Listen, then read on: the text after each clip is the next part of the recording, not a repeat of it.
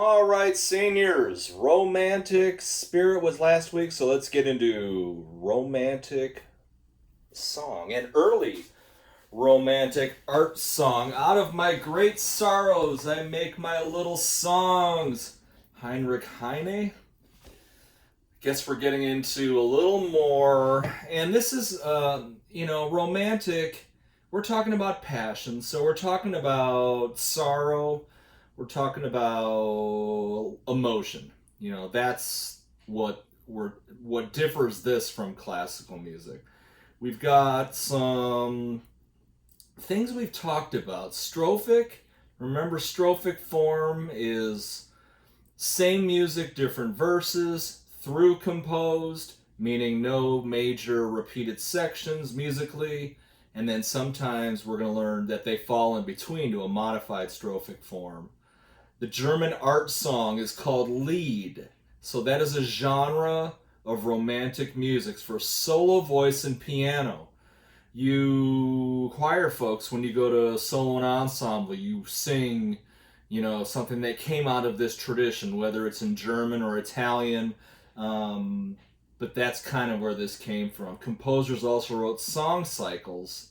That was a unified group of songs by poet. A lot of times musicians took poetry and put it to music or theme. Big poetry is back in Johann Wolfgang von Goethe and your boy Heinrich Heine.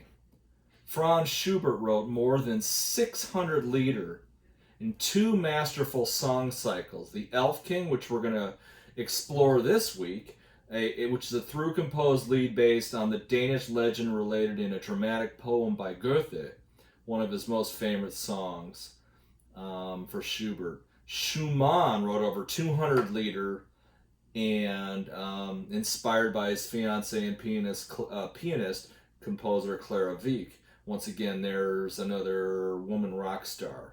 These, the Poet's Love or Dichterliebe, song cycle set to the poetry of Heine.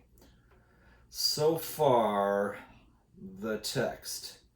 We have, once again, the art song Lied, leader for plural, German texted solo song, generally with piano accompaniment.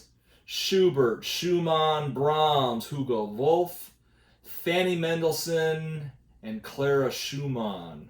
Also big leader writers. Here you have the immense appeal of the romantic art song was due to the part of the increased popularity and availability of the piano. A lithograph in the salon. Piano was now becoming kind of a household appliance. Before television, this was the thing to have.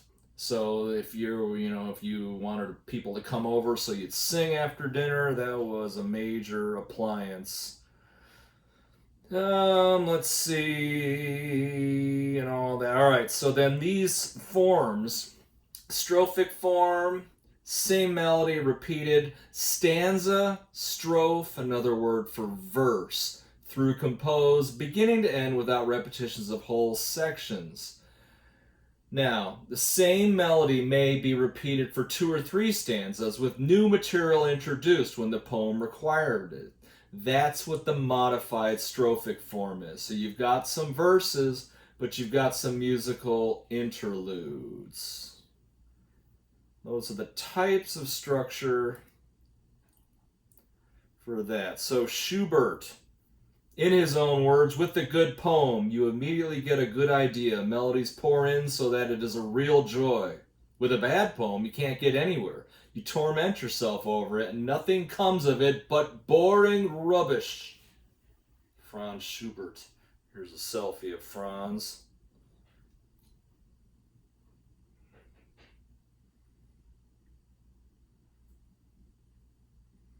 You can see all the things that he wrote here. He wrote, these song cycles. He wrote 9 symphonies.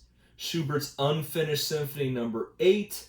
It's unfinished because it's only 2 movements. And there was a whole kind of, Beethoven died after his 9th symphony. And Mahler didn't start a 10th for superstition, and I think Schubert was so superstitious he didn't even finish his 8th symphony just so he wouldn't die after his 9. Well, he did do 9, but he didn't do, one after that. So, chamber music, operas, instrumental music, and here is the Trout Quintet. Now, this is a string quartet with a piano, and this is kind of a taste of what kind of music you would hear.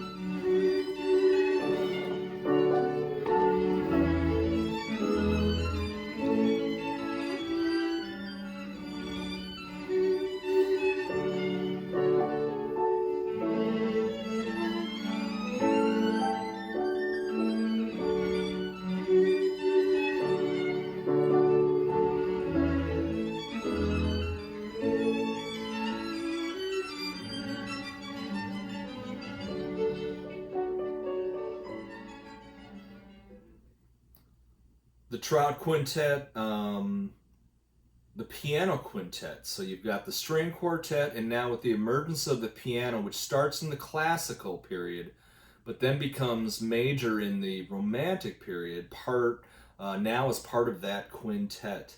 Here's the Elf King we talked about, and this captures, as the book says, the strangeness and wonder of the poem. A celebrated ballad by Goethe, which a father and his sick child are riding through a forest on a windy night. The Elf King is based on a legend that whoever is touched by the King of the Elves must die. So you got there's your sick boy and daddy, and they're kind of going through the woods. This here is the Elf King. I'm assuming these are some ladies. Look out, here he comes. So anyways, your job. All right, let's see. So you're dead. Okay, fine. All right. Anyways, this is awesome.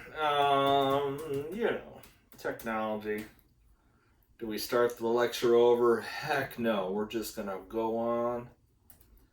Yeah, I don't want you to make me sit through that again. So we just got up to the assignment for this week, so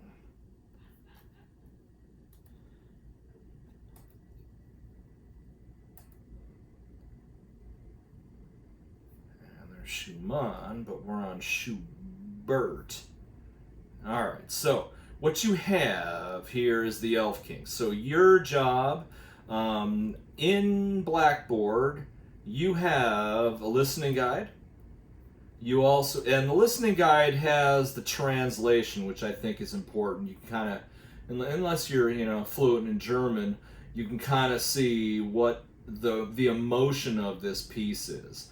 You've also got the score on there. It's a good time to practice reading scores. So on that content area, you've got the score, you've got the MP3, and you have the listening guide. So hopefully that should be able to help you through this week's essay. So you're going to write an essay on the Elf King, and you guys are hopefully going to make it another week without being touched by the Elf King. And I hope you're doing well, and we'll see you next time.